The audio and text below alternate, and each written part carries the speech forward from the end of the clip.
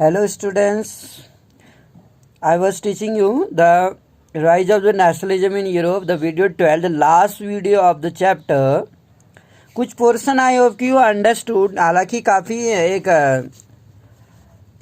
हम कह सकते हैं बहुत कठिन टाइप का चैप्टर है, जिसे अगर हम बार बार अगर हम स्टडी करें तो डेफिनेटली हमें जर्मन में क्या हुआ था, इटली में क्या हुआ था, फ्रांस में क्या हुआ था, इंग्लैंड में क्या हुआ था, बस इतने ही देशों के बारे में तो पढ़ना है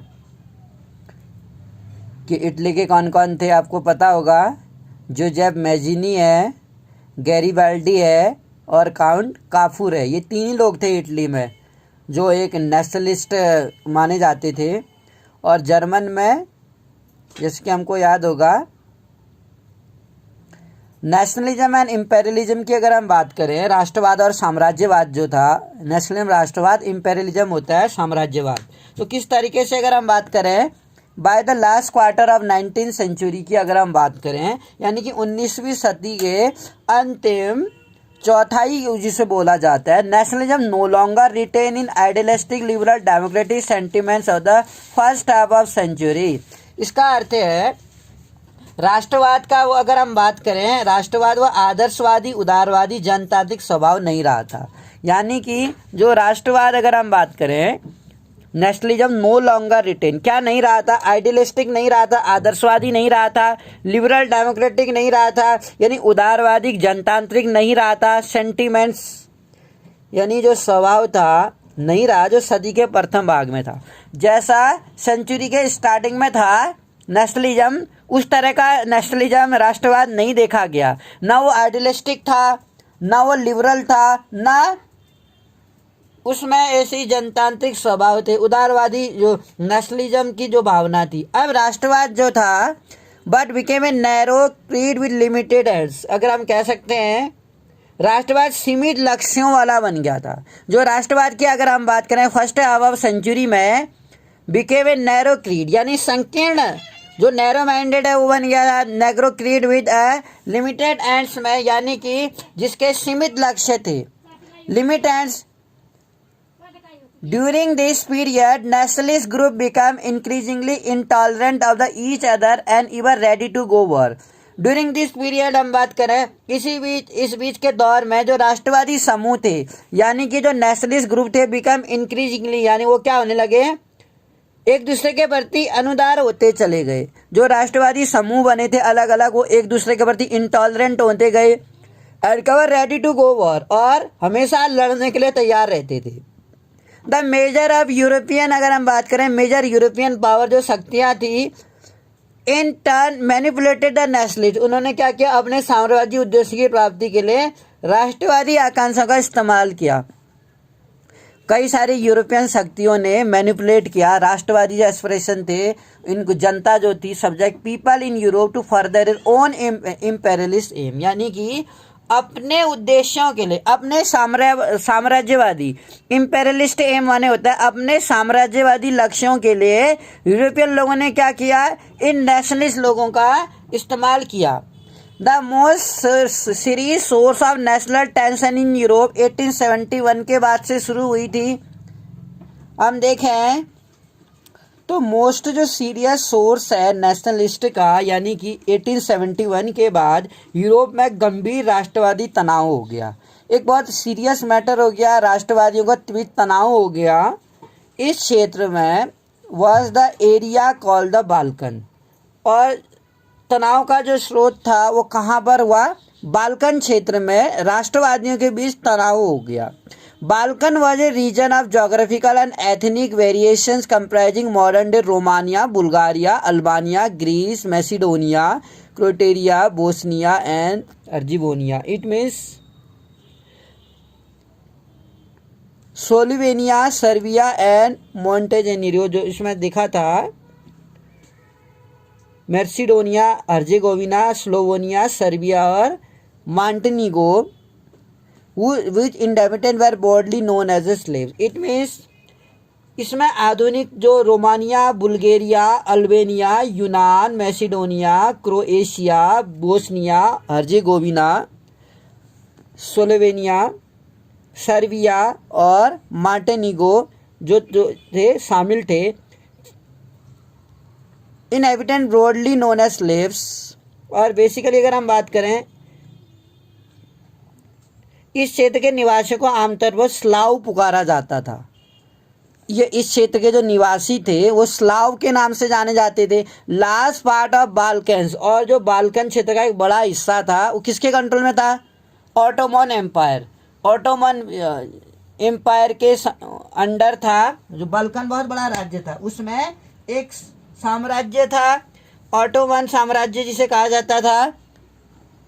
स्प्रेड ऑफ द आइडिया, और किस तरीके से बाल्कन क्षेत्र में रोमानी राष्ट्रवाद, जो आइडियाज थे, रोमांटिक नेशनलिज्म यानी रोमानी जो राष्ट्रवाद था वो फैल गया इन द बाल्कन्स में, together with the disintegration of Ottoman Empire made this region very explosive. और किस तरह से हम देख सकते हैं रोमानी राष्ट्रवाद के विचारों के फैलने से ऑटोमन साम्राज्य के विघटन से स्थिति काफ़ी विस्फोटक हो गई। और एक तो रोमानी राष्ट्रवाद फैल गया वहाँ पर, दूसरा ऑटोमन एम्पायर क्या हो गया? डिसइंटीग्रेशन, ऑटोमन साम्राज्य का विघटन हो गया इस क्षेत्र में, और ये बहुत ही ज़्यादा घातक हुआ, विस्फोटक रहा।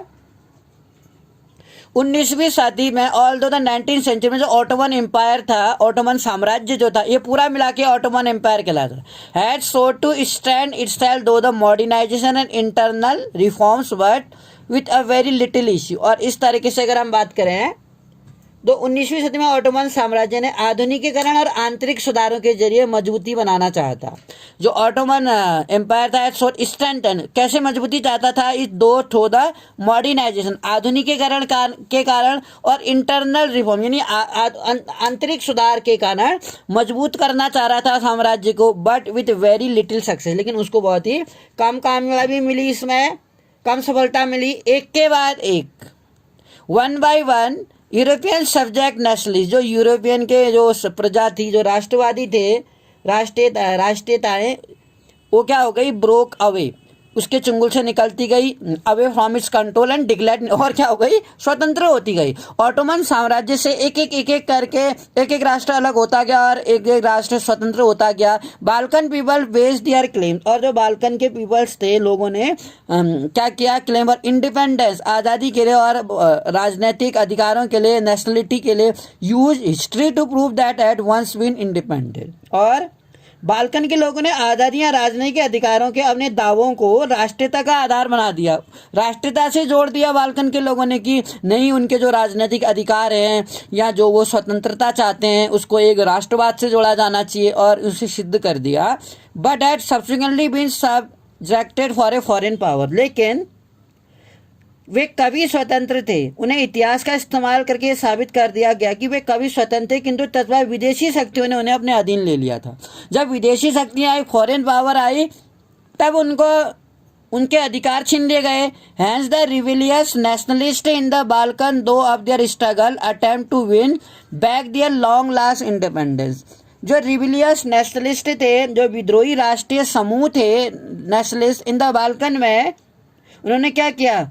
बाल्कन क्षेत्र के विद्रोही राष्ट्रीय समूह ने अपने संघर्षों को अपने संघर्षों से, स्ट्रगल से, अटेम्प्ट टू विन बैक, दोबारा से जीतने का प्रयास किया। जो आज़ादी को वापस पाने के प्रयासों के रूप में उन्होंने इस तरह से स्ट्रगल किया। At the different Slavic nationalist, जैसे जैसे जो डिफरेंट स्लेविक नेशनलिस्ट थे, यानी राष्ट्रीय समूह ने जो अपनी पहचान, स्वतंत्रता, परिभाषा तय करने की कोशिश की, जो Slavic nation struggle to define, उन्होंने संघर्ष किया, अपनी आइडेंटिटी को डिफाइन किया और इंडिपेंडेंस के लिए वो स्ट्रगल करते रहे। हम कह सकते हैं कि अपनी पहचान और स्वतंत्रता की परिभाषा तय करने की कोशिश की कि अपनी पहचान बनाने के लिए और स्वतंत्र होने के लिए। बाल्कन क्षेत्र को अगर हम बात करें, Balkan area became an area, एक ऐसा एरिया था बाल्कन क्षेत्र, गहरे टकराव का क्षेत्र बन गया था वो।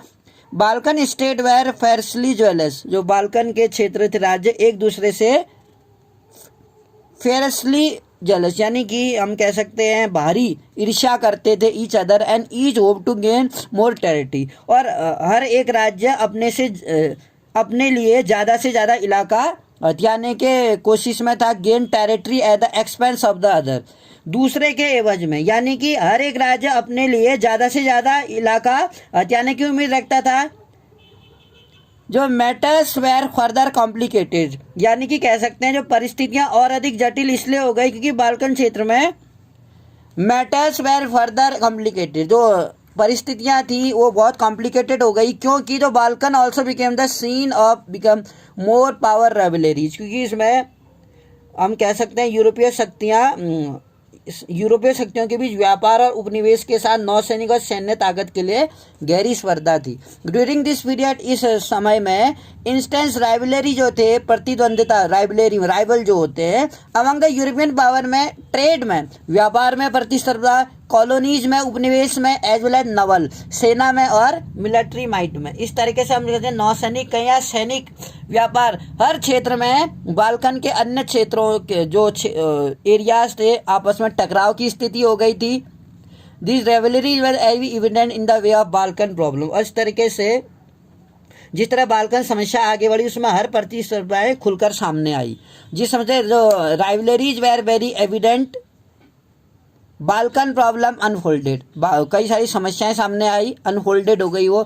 Each power Russia, Germany, England, Austro Hungary were keen on countering the hold of other power over the Balkan, और इस तरीके से जो प्रतिस्पर्धाएं हुई, रूस, जर्मनी, इंग्लैंड, ऑस्ट्रो हंगरी की हर ताकत बाल्कन पर अन्य शक्तियों की पकड़ को कमजोर करके क्षेत्र में अपने प्रभाव को बढ़ाना चाहती थी। यानी कि ये लोग भी पीछे नहीं हट रहे थे, रशिया, जर्मनी, इंग्लैंड, ये क्या कर रही थी, अपनी ताकत का हर संभव प्रयास कर रही थी कि बाल्कन पर वो अपनी शक्तियों की पकड़ को कमजोर करके क्षेत्र में अपने प्रभाव को बढ़ा सके।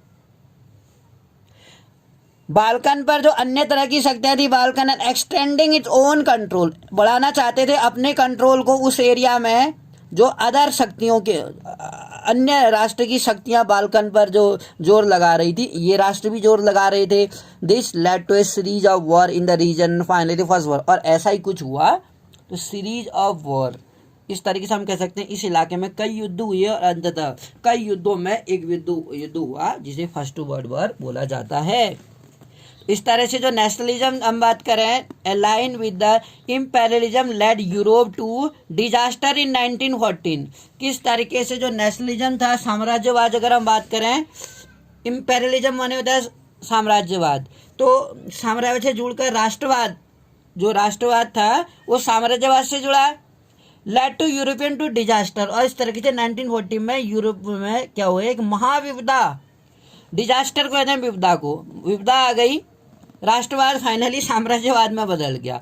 बट मीनवाइल मैनी कंट्रीज, लेकिन उसी समय जो बहुत सारे राष्ट्र कंट्रीज थे इन द वर्ल्ड में विच हैड बीन कॉलोनाइज, जो क्या थे, कॉलोनाइज थे, विश्व के अनेक देश जिनकी 19वीं सदी में यूरोपीय शक्तियों ने उपनिवेशिक किया था, उपनिवेश स्थापित किए थे जिन देशों में, 19th में begin to oppose, 19th century में क्या करने लगे, इंपीरियल डोमिनेशन, यानी कि साम्राज्यिक प्रभुत्व का विरोध करने लगे, जो साम्राज्यवाद अपना कॉलोनी स्थापित की थी उसका विरोध करने लगे, डोमिनेंस प्रभुत्व का।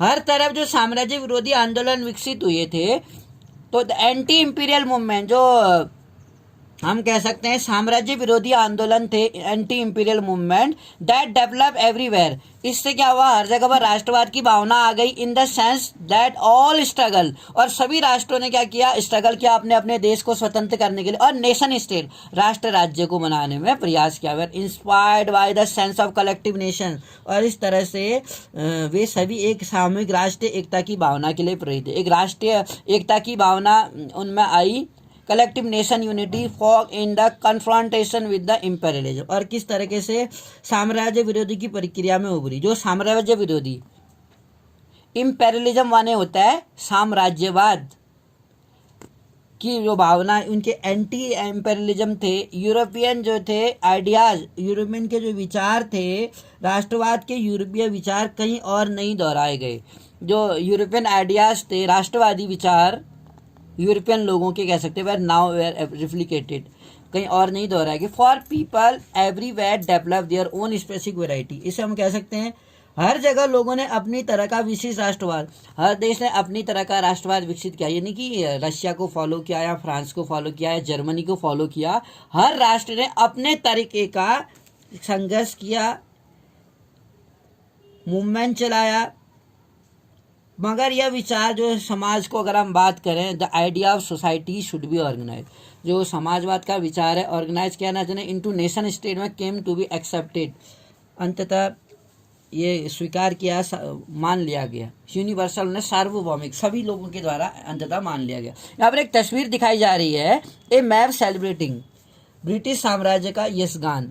ये मैप क्या सेलिब्रेट कर रहा है, जो ब्रिटिश साम्राज्य है उसको सेलिब्रेट कर रहा है कि वो कितना यश, उसकी जो पॉपुलैरिटी कहें कितना ऊंचा था। यूरोप, ये मैप दिखा रखा वर्ल्ड का, उसमें जो यूरोप के मैप को हाईलाइट किया गया है तो दिखाया गया है कि एट द टॉप सबसे ऊपर एंजल्स आर शोन, फरिश्ते दिखाए गए हैं, स्वतंत्रता का बैनर थामे हैं उन्होंने, carrying the banner of freedom, ऊपर फरिश्ते दिखाई दे रहे हैं। आप देखेंगे इसको, अगर क्लोजली देखें आपको नज़र आएगा, ये ऊपर परिया, ये स्वतंत्रता का बैनर पकड़ा है इन लोगों ने, ऊपर दिख रहा है कि इस तरह से उन्होंने बैनर पकड़ा हुआ है। और इन द फोरग्राउंड, आगे के भाग में जो ब्रिटानिया है, ब्रिटेन के, the symbol of British nation, विजय भाव के साथ भूमंडल के ऊपर बैठे हैं, विजय हैं ये, और एक अर्थ का जो मैप अर्थ है, अर्थ के ऊपर बैठे हुए हैं, साम्राज्यवाद दिखा रखा है। एंड ट्रिम्फेंटी सिटिंग, ट्रिम्फेंटी उपनिवेशिक को जो है sitting over the globe, globe के ऊपर बैठे हैं, आप देख सकते हैं इसमें। द कॉलोनीज आर रिप्रेजेंटेड, और जो कॉलोनियाँ हैं, अलग अलग कॉलोनियाँ थी जैसा हम जानते हैं, उपनिवेशिक जो है आर रिप्रेजेंटेड दो इमेज ऑफ टाइगर, उपनिवेश स्थापित किए थे यूरोप के देशों ने, कई देशों में वो उपनिवेशों को टाइगर के रूप में, एलिफेंट के रूप में, फॉरेस्ट के रूप में, और आदिम जो समुदाय हैं, प्रिमिटिव पीपल है, आदिम छवियों के रूप में दर्शाया गया है। द डोमिनेशन, अगर हम बात करें दुनिया भर में जो प्रभुत्व था, domination of the world shown at the base of Britain's national pride, इस तरह के दुनिया भर में प्रभुत्व को ब्रिटिश राष्ट्रीय गौरव, ब्रिटिश का एक राष्ट्रीय गौरव के रूप में दिखाया गया है कि जो ब्रिटेन ने अपने उपनिवेश स्थापित किए थे दूसरे देशों में, अपनी बस्तियां बसाई थी, अपने गवर्नमेंट चलाई थी, वहाँ पर कॉलोनियल गवर्नमेंट थी, भारत में भी थी, इंडोनेशिया में भी थी और बर्मा में भी थी। तो लगभग बहुत सारे देश ऐसे थे जहाँ पर अपना प्रभाव स्थापित किया था। किस तरीके से ये यूरोपियन देशों का गुणगान करता हुआ एक मैप दर्शाया गया है। आई होप कि आपको इम्पेरियलिज्म का अर्थ समझ में आया होगा कि इम्पेरियलिज्म माने क्या होता है, साम्राज्यवाद होता है। और इस तरह से आपको नेशनलिस्ट के बारे में आया होगा, लिबरलिज्म आया होगा, जो लिबरलिज्म क्या होता है, और आपको एक हम कह सकते हैं जो कंजर्वेटिव्स थे और जो लिबरल्स थे, उदारवादी लोग थे, वो क्या सोचते थे, किस तरह के अधिकार के फेवर करते थे, कंजर्वेटिव्स क्या सोचते थे, और किस तरह से बिस्मार्क जो था, जर्मन का था बिस्मार्क, ऑटोमन बिस्मार्क जो सेनापति था, प्रसा के राजकुमार को जर्मन का राजा घोषित कर दिया था। तो प्रसा की एक मुख्य भूमिका थी जर्मन को यूनिफिकेशन करने के लिए, ये आपको याद होना चाहिए। प्रसा भी जर्मन के अंदर ही एक आया करता था। I hope you understood the points of the chapter. Thank you for listening me.